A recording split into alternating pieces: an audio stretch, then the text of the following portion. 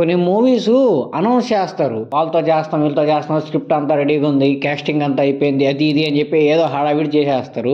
News పేపర్లో అడ్వర్టైజ్మెంట్లు వేసేస్తారు, ఇంకా ఏదేదో చేసేస్తారు. కానీ లాస్ట్కి ఆ మూవీ అసలు అసలు ఆ మూవీ పట్టాలు కూడా ఎక్కదనమాట. అలా అనౌన్స్ చేసి అసలు పట్టాలు ఎక్కని మూవీస్ ఏందో మనం ఈరోజు ఈ వీడియోలో అయితే చూద్దాం.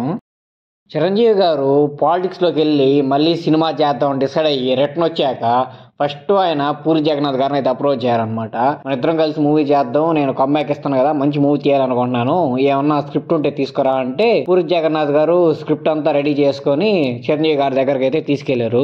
దానికి పేరు ఆటో జానీ అని కూడా పెట్టారనమాట.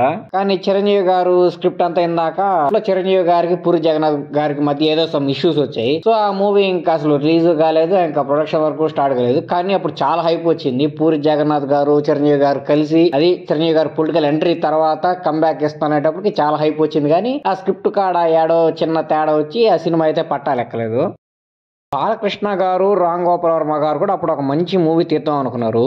మూవీ కూడా ఒక పెద్ద సెన్సేషనల్ పోస్టర్ అయితే అనౌన్స్ చేశారనమాట. కానీ ఆ మూవీ అసలు స్టార్ట్ కూడా కాలేదు. ఆ మూవీ అనేది అది ఒక సోషల్ డ్రామా మూవీ అనమాట. ఆ మూవీ అసలు షూటింగ్ కూడా స్టార్ట్ కాలేదు. స్టార్ట్ అయిన ఒక 2-3 days కే ఎక్కడో క్రియేటివ్ క్లాస్ వచ్చి బాలకృష్ణ గారికి, రామ్ గోపాల్ వర్మ గారికి ఆ షూటింగ్ అయితే అయిపోయింది అనమాట. ఇద్దరు గురించి తెలిసిందే కదా, ఎవరో దగ్గర బాలకృష్ణ గారు దగ్గర, రామ్ గోపాల్ వర్మ గారు కూడా దగ్గర. ఆ మూవీకి కామన్ మ్యాన్ అని పేరు కూడా పెట్టారు, మంచి పోస్టర్ కూడా అనౌన్స్ చేశారు.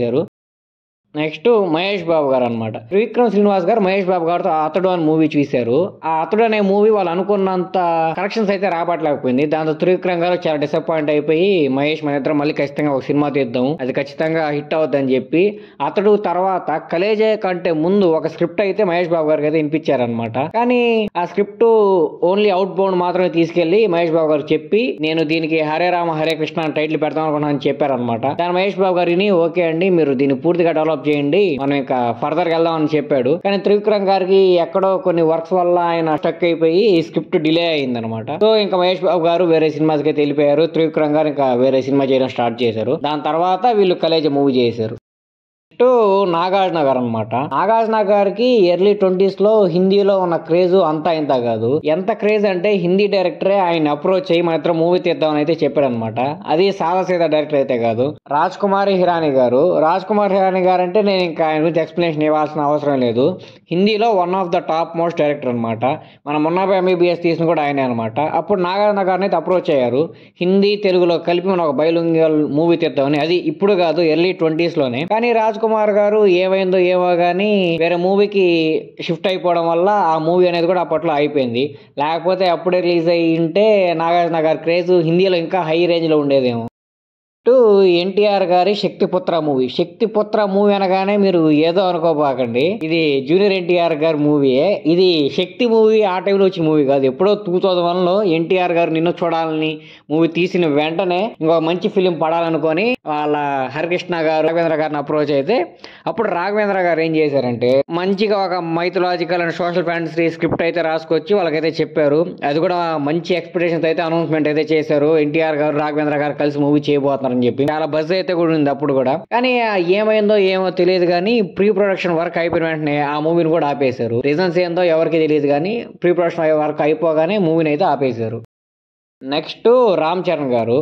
రామ్ చరణ్ గారు మగధీర హిట్ తర్వాత రచ్చ అయిపోయిన వెంటనే ఒక మంచి ఇలాంటి మూవీని తీద్దాము, రచ్చ మంచి హిట్ ఇచ్చింది, ఇలాంటి ఒక మంచి యాక్షన్ ఫిలిం తీద్దామని మెరుపు అనే మూవీని అయితే అనౌన్స్ చేశారనమాట. దానికి డైరెక్టర్ ధర్నే గారు, హీరోయిన్ కూడా కాజల్ అగర్వాల్ గారిని అయితే ఎంచుకున్నారు. కానీ ఏమైందో ఏమో పోస్టర్ కూడా రిలీజ్ చేశారు, మెరుపు అనే పోస్టర్, ఇంకా మూవీ స్టార్ట్ చేస్తాం అది ఇది అని చెప్పి అంతా అయితే అనౌన్స్మెంట్ చేశారు. కానీ లాస్ట్ కి అంతా క్యాలిక్యులేషన్ వేసుకుంటే బడ్జెట్ చాలా ఎక్కువ అయిపోతుంది. అది కాకుండా డైరెక్టర్ కి హీరోకి మధ్య ఏదో సమ్ క్రియేటివ్ డిఫరెన్స్ వచ్చి మూవీని అయితే ఆగిపోయారనమాట. లేకపోతే అప్పట్లోనే మెరుపు అనే సినిమా రిలీజ్ అయిపోయేది. ఒక విషయం తెలుసా, హిందీలో చెన్నై ఎక్స్ప్రెస్ మూవీ చూసుంటారు కదా మీరు.